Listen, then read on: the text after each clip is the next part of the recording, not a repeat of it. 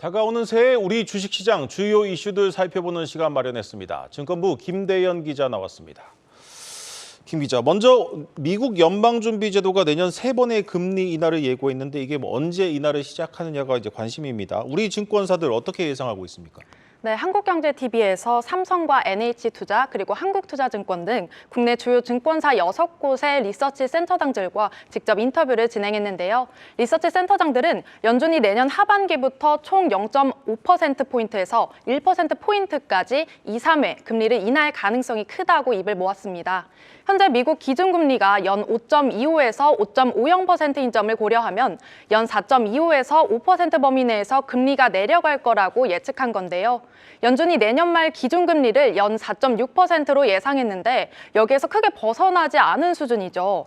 두세 차례에 걸쳐 총 0.75%포인트가 인하될 것이라는 전망이 시장의 중론이었습니다. 네. 다행히 미국과 우리나라와의 금리 격차는 더 벌어지지 않았지만 상당 기준 2%포인트로 여전히 차이가 큰 상황인데요. 이에 대해 리서치 센터장들은 기준금리가 정점에 도달했다며 한국은행도 본격적으로 금리 인하를 고민할 시점이라고 강조했습니다. 직접 들어보시겠습니다. 우리나라 금리 인하도 연준의 스탠스에 연동이 될 수밖에 없을 것 같고요. 지금 공교롭게도 미국의 금리 물가보다 한국의 물가가 더 높아요. 연준의 금리가 내리는 시점까지 가서 고민을 할 수밖에 없는 상황, 금리채 때문에. 우리도 내년 3분기는 돼야 되지 않을까. 네, 벌써부터 주식시장에서는 내년에 대한 기대감이 커지고 있습니다. 그런데 이 증권사들이 내놓은 내년 코스피 전망 밴드를 보니까 상당히 편차가 심합니다. 이거 왜 이런 겁니까?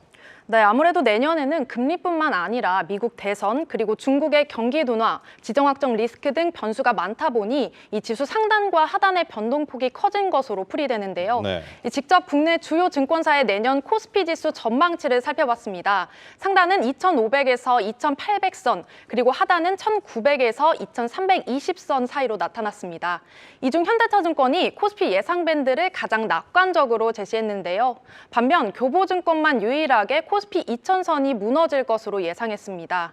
김영렬 교보증권 리서치 센터장은 상하단 밴드에 의미를 둔다면 2,000선 붕괴의 위험이 주식시장에 잠재돼 있다는 점을 강조하고자 한다며 고금리 환경이 지속되면 주식시장의 밸류 부담이 커진다고 설명했습니다. 네, 내년 주식시장에 미칠 주요 변수 중 하나가 바로 선거입니다. 특히 미국 대선이 최대 변수로 꼽히고 있는데 어떤 전망들이 나오고 있습니까? 네, 맞습니다. 물론 제3의 인물이 나올 수도 있겠지만 조 바이든 대통령과 도널드 트럼프 전 대통령이 재대결을 펼칠 가능성이 큰 상황입니다. 지난 9일 기준으로 트럼프 전 대통령의 지지율이 47%로 바이든 대통령보다 4%포인트 앞서고 있는데요. 네. 이 차기 미국 대통령이 누가 될지 예측하기 어려운 만큼 각각 당선할 경우를 가정해서 수의 업종을 비교해봤습니다. 우선 트럼프 전 대통령이 당선된다면 현재 바이든 행정부의 주요 정책의 변화가 불가피하다 이런 분석이 나오는데요.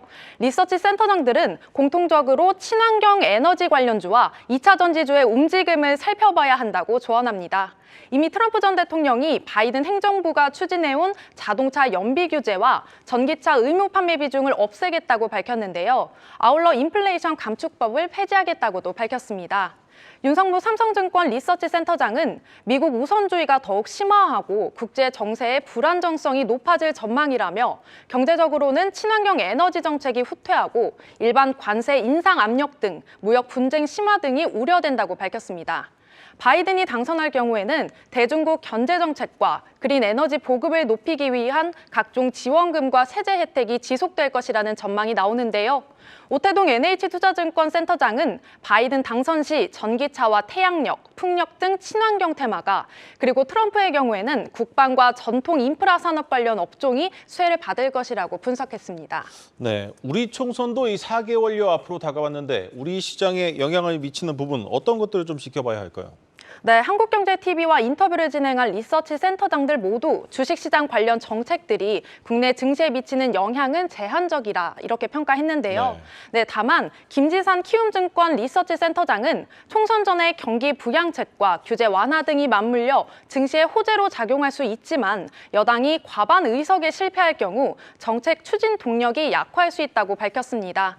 특히 최근에는 한동훈 법무부 장관의 총선 출마설이 나오면서 관련 테마주들이 급등세를 타기도 했는데요. 증권가에선 이러한 테마주들이 시장의 전체적인 움직임은 아니라면서 굵직한 이벤트가 사라지면 주가가 대부분 급락하기 때문에 투자에 유의해야 한다고 당부했습니다. 관련해서 인터뷰 직접 들어보시겠습니다. 리스크는 충분히 관리가 될 수 있다라고 저는 생각을 하기 때문에 총선 결과에 따라서 주식시장의 흐름이 크게 바뀌거나 하지는 않을 거라고 저는 생각을 합니다. 잘 들었습니다. 증권부 김대연 기자였습니다.